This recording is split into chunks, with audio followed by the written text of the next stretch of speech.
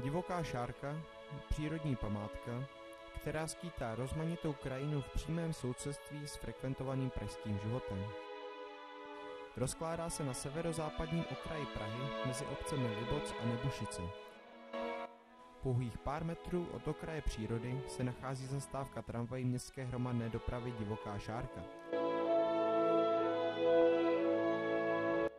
Konečná zastávka leží vedle frekventované křižovatky ulice Evropská. Stačí se jen otočit a už se před vámi otvírají panoramata nepoškozené přírody. Pouhých pár kroků vás dělí od vstupu do přírodního ráje. Ukryta za četnými stromy se zde rozléhá vodní nádrž Džbán. Jedná se o přehradní nádrž a druhé největší přírodní koupaliště v Praze.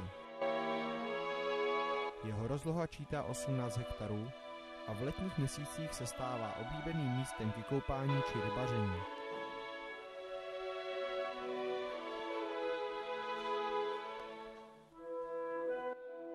Objem nádrže je přibližně 0,4 milionu metrů krychlových.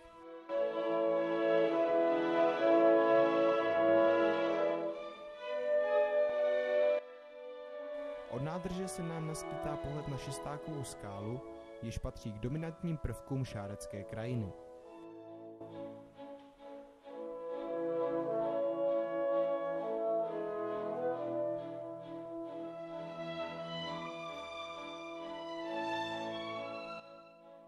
Po zdolání strmého kopce nás obklopují ze všech stran oslňující panoramata.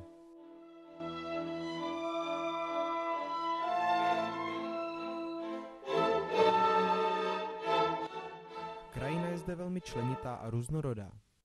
Nalezneme zde jak luční povrchy, tak i výrazné skalní masivy, jež utváří hlubokou soutěsku Džbán.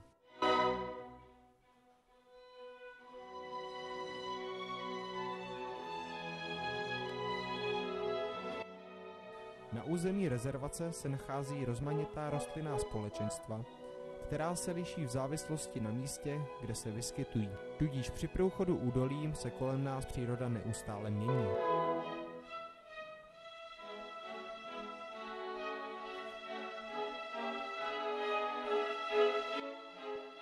Tyto skály jsou oblíbeným místem horolezců.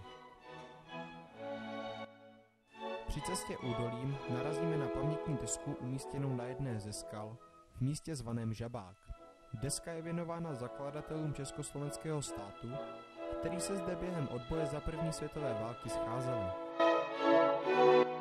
Od nádrže se celým údolím táhne Šárecký potok, který rozděluje skalní masivy na již zmíněnou Šestákovu a Kozákovu skálu.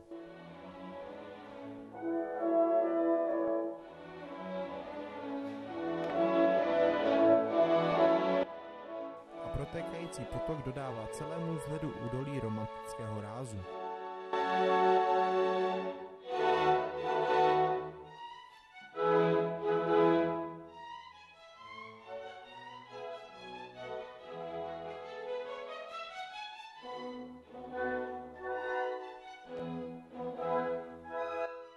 Za soutěskou se údolí postupně rozšiřuje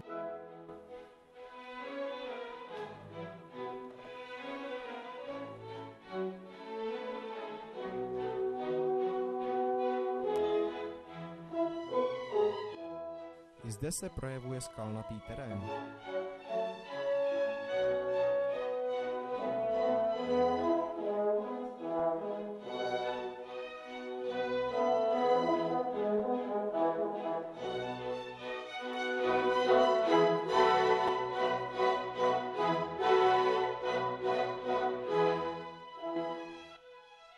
Cestou údolím narazíme na pár zbudovaných přístřešků a altánků, které můžou sloužit pro odpočinek nebo jako útočiště před nečekaným deštěm.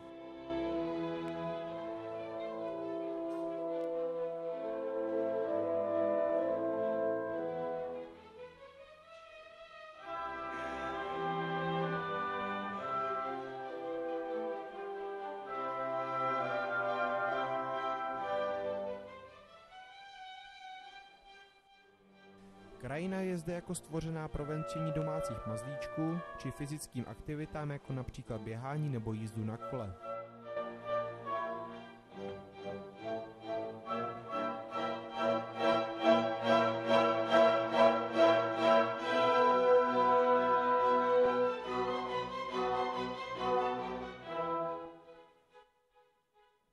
Na samotě se v údolí vyjímá statek, který střeží 2 dřevěné sochy.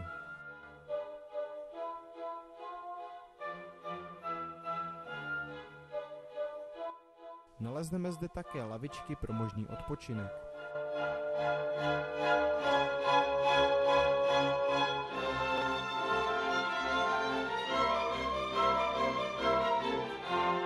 Cesty se táhnou a klikatí všemi směry, nahoru a dolů.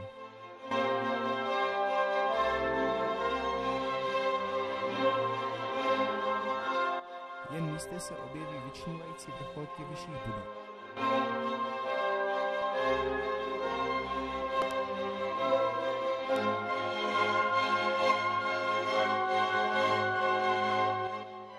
Jinak Šárka nabízí přírodu ničím nerušenou a lidé zde nachází patřičný klid. Zejména v hloubi údolí můžeme slyšet jen hlas přírody, občas přerušený přelety letadel na nedaleké ruzínské letiště.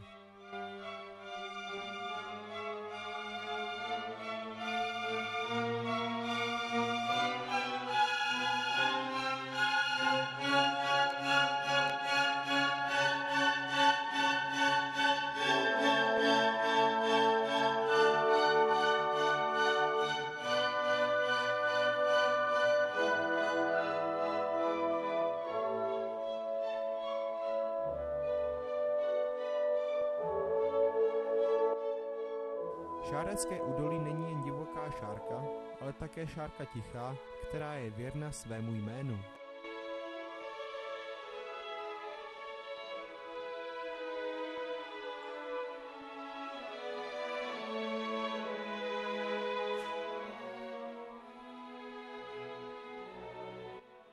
S blížícím se koncem dne nabývá zdejší příroda malebných odstínů, které jim podtrhují romantický nádech celé krajiny.